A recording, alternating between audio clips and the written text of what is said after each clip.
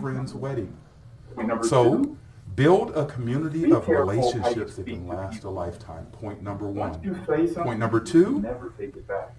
be careful And I how do you life speak to lessons people. when my kids were little. Once you say something, you can never take it back. Was I used a piece You know, I do life of lessons when my kids were little. I did life lessons for them, and one was I used a tube of and I told them to toothpaste. squeeze it I gave all three of them a Then I tube put of a $20 toothpaste. I bill. put paper down on the kitchen table, and I told them to Whoever can squeeze put it the all out. toothpaste back, Then I put a $20 bill and I stuck it on my forehead. Well, And I said, whoever can put the toothpaste back gets this $20 it can bill. never be put all the way Well, back. they couldn't do that because once you take the toothpaste out of the tube, it can never be put all the way back.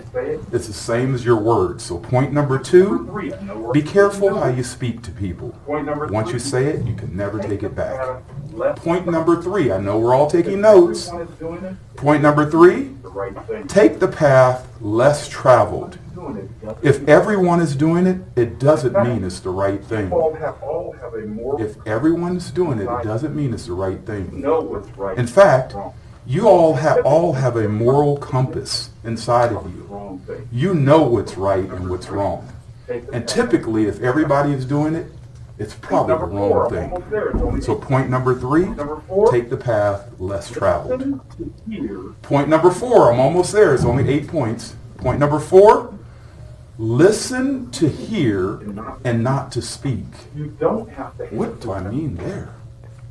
Listen to hear and not to speak. You don't have to have the last word. As a matter of fact, if you listen more, you'll talk less. And that's a good thing. So listen to hear and not to speak. Point number five. Obstacles are what you see when you take your eyes off your path. What do I mean there? You all in this generation have so much coming at you. It is so hard to stay focused. But you have to. Just like the horses in a horse race that have these blinders on the sides of their head, they have those so they can stay focused at the task at hand. Obstacles are what you see when you take your eyes off your goal. Point number six. Live in the moment. Tomorrow is not promised. I have a son, and I've been trying to correct him for years. He always talks about what's coming up. Oh, I can't wait till I'm 21. Oh, I can't wait for this movie to come out. Oh, I can't wait. I can't wait. I can't wait. You know what? You spend your whole life waiting instead of living. So, point number six, live in the moment. Point number seven, I only got 2 more left, and then you guys could ask me all kinds of questions. And I know we're keeping notes. Point number 7, do more work than is required. Do more work than is required. Did you know that I had the privilege to play with Art Monk, a Hall of Famer, and Jerry Rice, a Hall of Famer? Those were 2 of the greatest receivers ever to play in the NFL. And guess what they both did?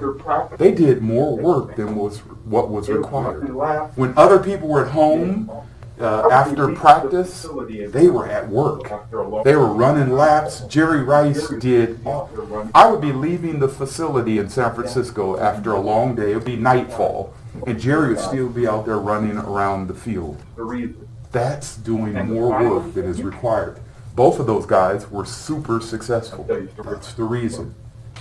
And the final point, I'll tell you a story about this as well. It's not how you start, but how you finish. It's not how you start, but how you finish. During your life, there's going to be a lot of ups and downs. There's going to be a lot of zigging and zagging, and things are going to happen that aren't going to be all so great for you all the time. But keep trying, keep pressing. Hey, you probably have had your first quiz, and you might not have done that well on it. It's early in the school year. It's not how you start, it's how you finish. And that is my 8 points. I hope that that's been helpful to you all. I really look forward to answering questions from all these wonderful kids in these classrooms. And so, Gabriel, Yes. what do y'all want to ask? Thank you, Mr. Mann, for your words of wisdom. At this time, Mr. Mann will answer questions submitted from the student body. So our first one is students Ashley A., Susanna C., and Sadith M. All would like to know, where did you go to middle school? Wow, I'm 60 years old, so I got to think way back. But I remember I went to James Rudder Middle School in Sacramento, California. James Rudder. I don't even know if that school even exists anymore. But I have been back to my high school. My high school was Valley High High School. Say that, Valley High High School. Yeah, in Sacramento. And I went back there, and they still have my name up on the wall because I had thrown the shot put further than anybody else. So I'm still in the record books there. It's pretty cool. All right. Noah M. would like to know, which NFL team was your favorite when you were growing up? My favorite, what a great question. My favorite NFL team when I was growing up was the LA Rams. Now, I'm from Sacramento, California, so I was a hometown guy, and my dad, everything my dad liked, I liked. He liked Clint Eastwood. I liked Clint Eastwood. He liked Cassius Clay. Now, you all remember him as Muhammad Ali. And he liked the LA Rams, and so I did as well. Quinn S. would like to know, when did you start your football dream?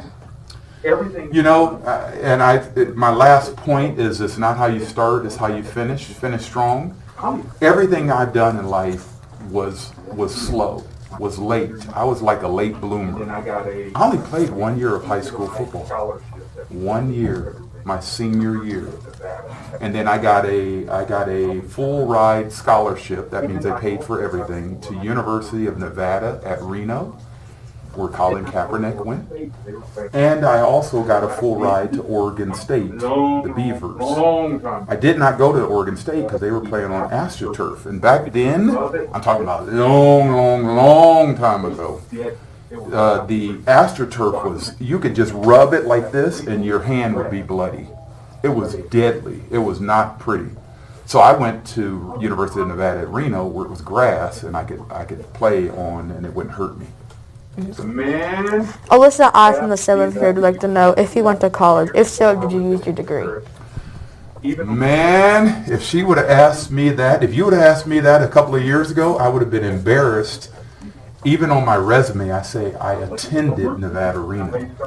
You know, I did not graduate from Nevada Reno. So, a late bloomer, remember, it's not how you start, it's how you finish. At 51 years old, that was 9 years ago, I went back to school.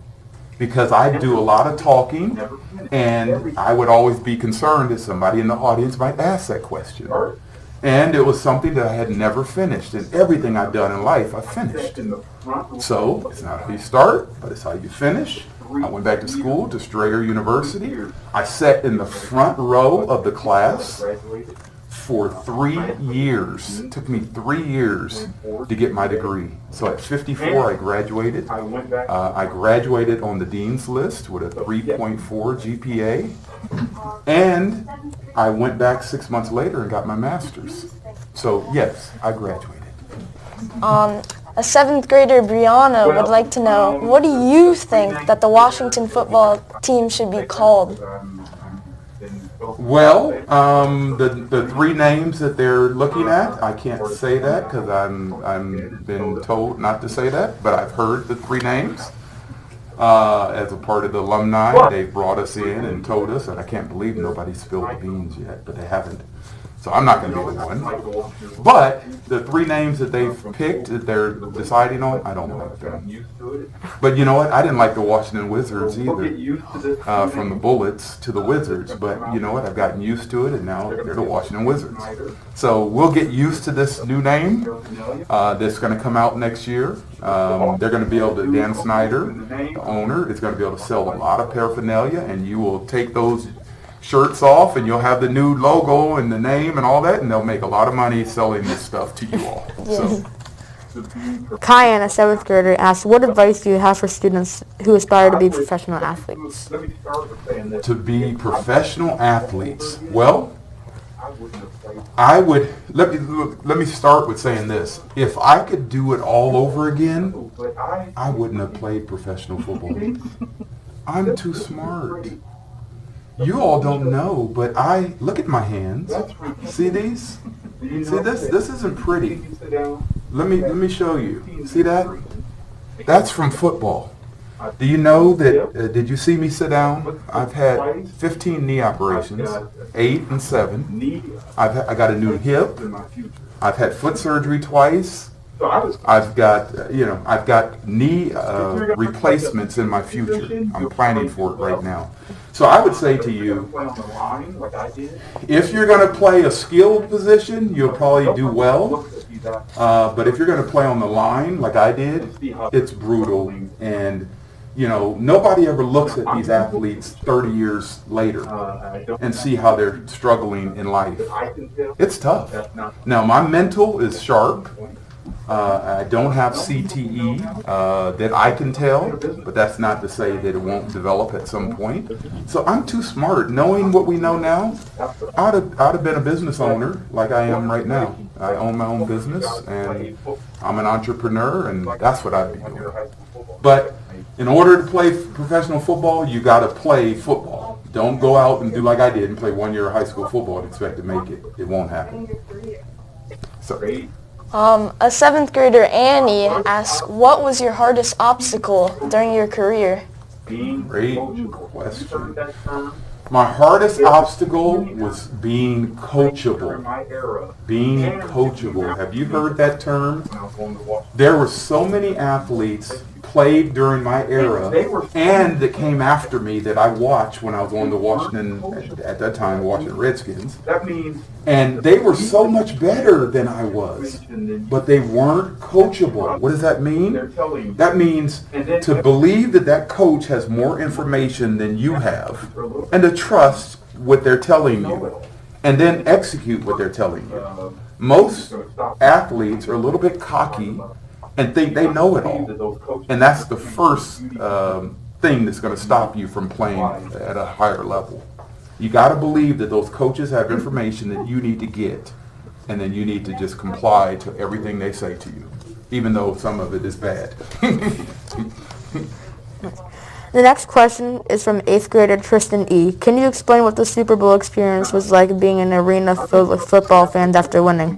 What was going through your head when the confetti went off and you were lifting the Lombardi trophy? Wow. I don't know if I got to hold the Lombardi trophy. I need to go back and revisit that and hold the Lombardi trophy. I never got to do that. I was a lineman. We didn't do that kind of stuff. That was the quarterback. That was the MVP. That was the running back. That was the receiver. Us grunt guys didn't do that. But the experience is this. When you first walk out onto the field or run out onto the field after you're getting introduced, and in the 4 Super Bowls I was introduced twice. The other 2 times it was the offense that was introduced.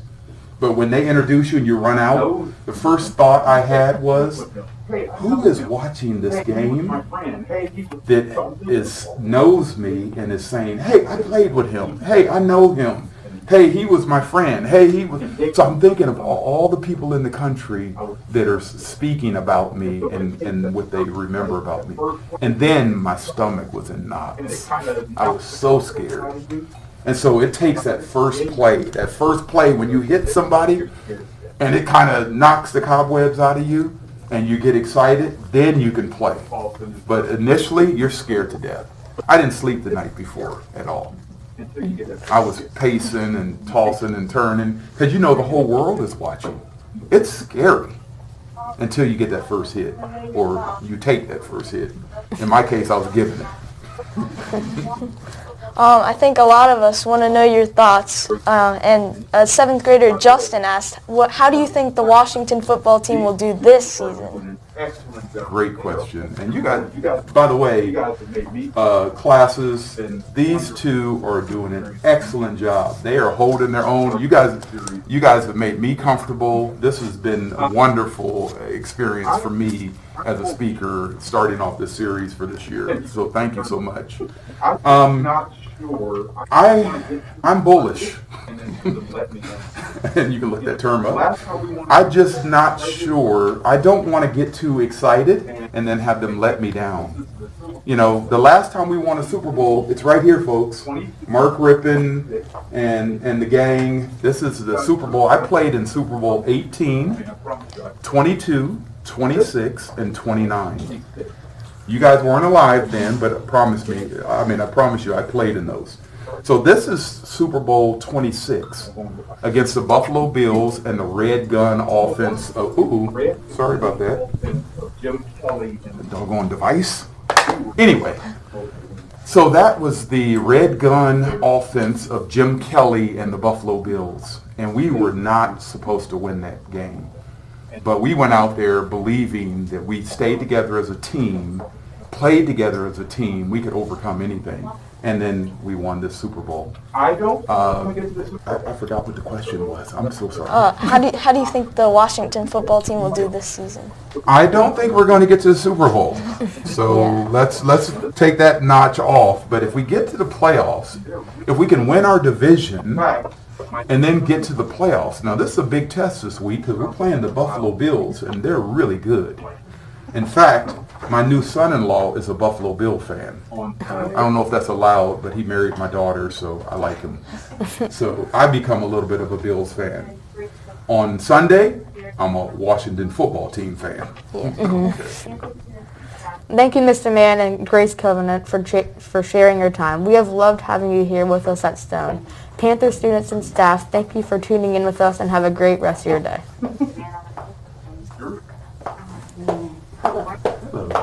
is what happens when you're live. You never know what's going to happen. Mr. Mann, I'm going to take this from you. Sure.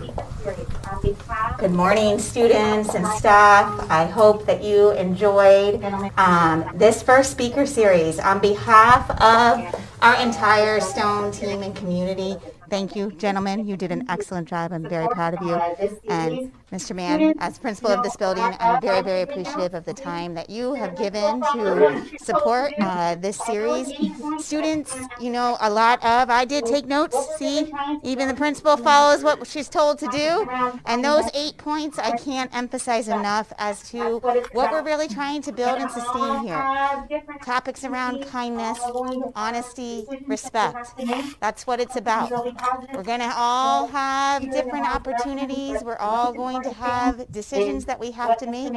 Sometimes they'll be positive. Sometimes we'll steer in the wrong direction. But the most important thing is what Mr. Mann shared. It's not how you start, it's how you finish. Keep this in mind as you go through the rest of today, as you go through tomorrow. Thank you so much. Thank you to our business partner, Grace Covenant. And we look forward to our continued speaker series that will be featured once a month during Panther Block. So thank you again, Mr. Mann, and thank you, gentlemen.